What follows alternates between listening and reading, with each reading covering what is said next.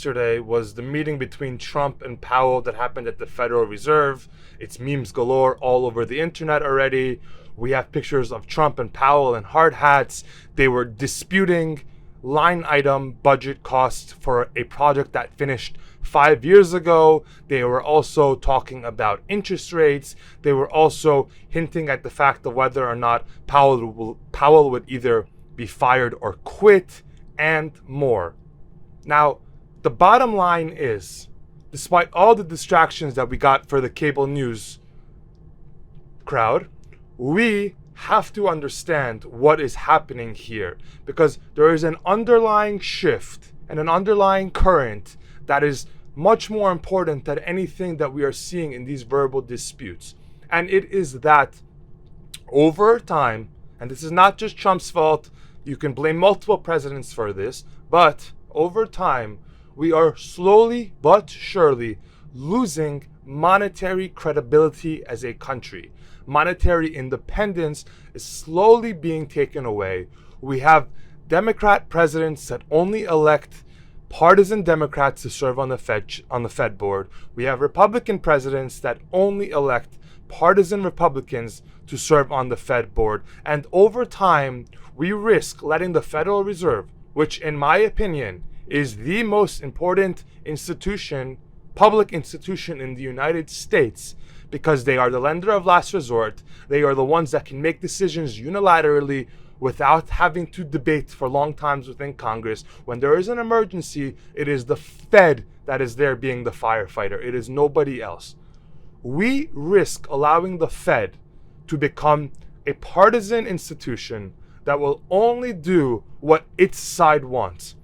You know, in many ways, this mimics the evolution of what happened to the Supreme Court. The Supreme Court used to be considered a neutral third party that was simply calling balls and strikes.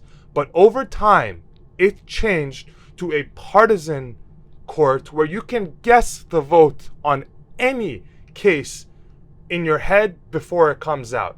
That's not good, right? That does not mean that they're applying rule of law entirely perfectly. It means that they're doing what they politically believe to be right. If we get a Federal Reserve that begins to drift in that way, we are going to get higher bond yields, higher mortgage costs, higher auto loans, higher construction costs, higher credit card interest, and a lot more.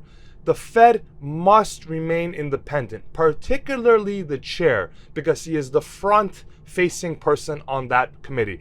The Fed Board of Governors is 7 people. 99.5% of Americans cannot name you one other person on that board, despite how important they are.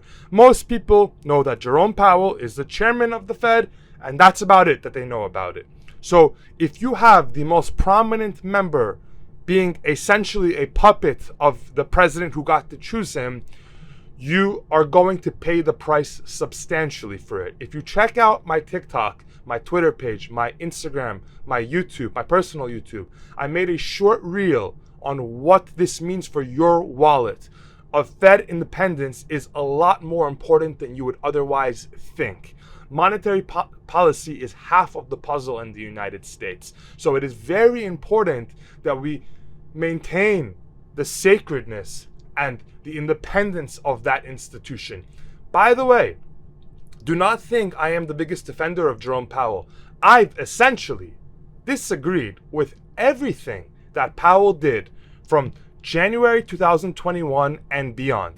I highly supported what he was doing during the coronavirus crisis of 2020 because it was urgent. But after 2021, he kept his foot on the stimulus gas too long. Signs of inflation were popping up everywhere by the spring of 2021, yet he did not act until the spring of 2022. And that full year of sitting on his hands likely was part of the reason why we got 9% inflation at its peak in the United States. And by the way, inflation never comes back down. So that was a permanent tax hike, cost of living hike, sales tax hike, whatever you want to call it, on the American people. Now, let's get into a different topic that I found very interesting.